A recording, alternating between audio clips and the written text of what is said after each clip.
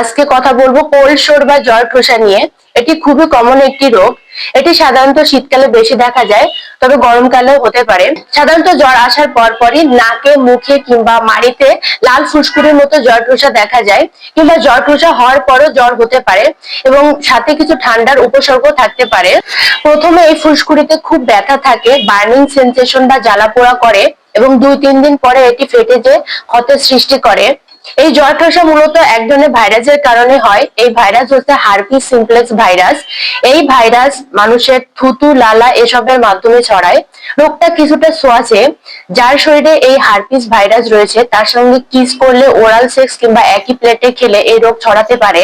এই জ্বর ঠোসা প্রতি বছরই হতে পারে, আবার সারা জীবনে মোট একবারও হতে পারে। এই ভাইরাস একবার কারো শরীরে ঢুকে গেলে সারা জীবন তার শরীরে এই ভাইরাস থেকে যায়। তবে আতঙ্কিত হওয়ার কিছু নেই। এই ভাইরাস শরীরে ঢুকলেই যে মারাত্মক ক্ষতি হবে এমনটা নয়, তবে কিছু কিছু ক্ষেত্রে মারাত্মক আকার ধারণ করে। আমাদের দেশের অনেক মানুষই প্রতি বছর এই হার্পিস ভাইরাসের কারণে তাদের দৃষ্টিশক্তি হারায় কিংবা অন্ধ হয়ে যায়।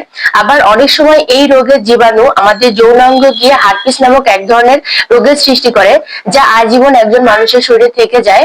তাই জ্বর ঠোসা হলে সাবধানতা অবলম্বন করুন এবং অন্যকে সুরক্ষিত রাখুন।